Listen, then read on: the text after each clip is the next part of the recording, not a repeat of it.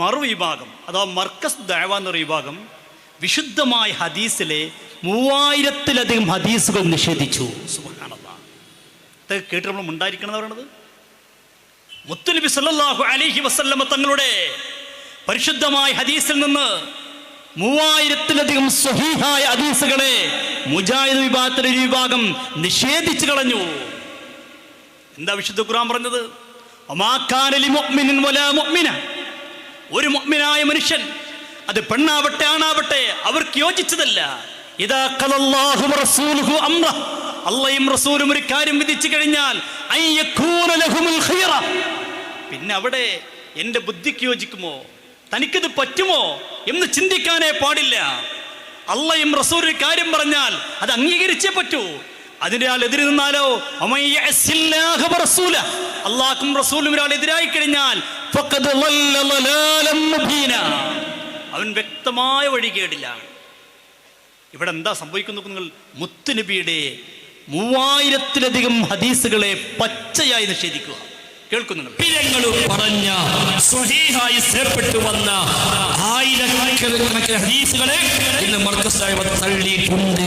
ഒരു സംശയം ചുരുങ്ങിയത് 2000, 300, 3000 ഹദീസ് തള്ളാതെ ഒരാൾക്ക് മർക്കസ് ദഅവ എടുക്കാൻ പറ്റില്ലെന്ന്. സ്വഹീഹായത് മാത്രം, വൈഫൊന്നും എടുക്കണ്ട, ഒന്നും എടുക്കണ്ട.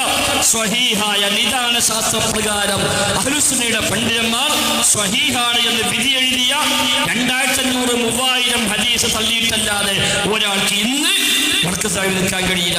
ഓരോ ദിവസം മുന്നോട്ട് പോകും തോറും ആ എണ്ണം കൂടി വരും. എന്ത്? ഒരു മുജാഹിദ് പണ്ഡിതൻ മുജാഹിദിൽ ഒരു ഗ്രൂപ്പിൽ അംഗമാകണമെങ്കിൽ ഏറ്റവും ചുരുങ്ങിയത് 3000 ഹദീസ് തള്ളിയിരിക്കണം. അത് ആ പറഞ്ഞ ദിവസത്തെ കണക്കാണ്. ദിവസം തോറും എണ്ണം കൂട്ടിക്കൊണ്ടിരിക്കും. ഈ സമയത്ത് നമ്മൾ ഉണ്ടായിരിക്കാൻ പറ്റുമോ? ഈ സമയത്ത് പ്രതിരോധിക്കേണ്ട നമ്മൾ, ആദർശം പറയേണ്ടേ നമ്മൾ, നമ്മുടെ ബാധ്യതയല്ലേ? ഇതാണ് SKSSF സംസ്ഥാന കമ്മിറ്റി ഈ സമയത്ത് ഇങ്ങനെ ഒരു ക്യാമ്പയിൻ നടത്താൻ കാരണം. മുത്തുനബി സല്ലല്ലാഹു അലൈഹി വസല്ലമയുടെ 3000-ലധികം ഹദീസുകളെ പച്ചയായി തള്ളുന്നു. നമ്മളിത് പണ്ടേ പറഞ്ഞ മുജാഹിദിന്റെ സ്വഭാവമുണ്ട്. ഇത് മുജാഹിദിന്റെ സ്വഭാവമല്ല, പണ്ട് മുഅ്തസിലിയാക്കൾ തുടങ്ങിയതാണ്, അത് മുജാഹിദ് ഏറ്റെടുത്തതാണ്. ഇത് നമ്മൾ അന്ന് പറഞ്ഞപ്പോ അന്ന് വരെ നമ്മളെ കളിയാക്കി. ഇപ്പതാ ഇതേ വിഭാഗം പറയാണ് ഹദീസ് തള്ളുന്ന രീതി മുഅ്തസിലിയാക്കൾ തുടങ്ങി വെച്ച രീതിയാണ്. ഇതൊക്കെ നമ്മൾ എത്ര കാലം മുമ്പ് പ്രസംഗിച്ചതാ. ഇപ്പൊ അത് ഏറ്റെടുത്ത് പറയാൻ കേൾക്കുന്നുങ്ങൾ. ഈ നിഷേധങ്ങൾ യഥാർത്ഥത്തിൽ ഇന്നും ഇന്നലെയും ആരംഭിച്ചതല്ല. ഈ ഉമ്മത്തിന് ഇത്തരം നിഷേധ പ്രവണതകൾ ആദ്യമായി തുടങ്ങിയത് മുഅ്തസിലിയാക്കളാണ്. കണ്ടോ, മുഅ്തസിലിയാക്കളാണ് തുടങ്ങിയത്. മഹാന്മാരായ പണ്ഡിതന്മാർ രേഖപ്പെടുത്തുന്നു.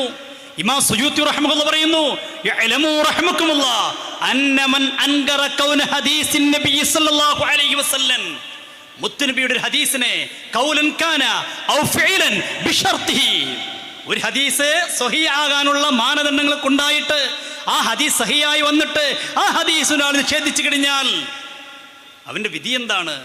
മഹാന്മാർ വളരെ ഗൗരവത്തോടെയാണ് പറയുന്നത്. ഇസ്ലാം എന്ന് പുറത്തു പോകാൻ സാധ്യതയുണ്ട്. ഇസ്ലാമിക വൃത്തത്തിന് പുറത്തു പോകും. അവൻ ജൂതന്മാരുടെ കൂടെയും അവൻ ക്രിസ്ത്യാന്മാരുടെ കൂടെ പോകേണ്ടി വരും.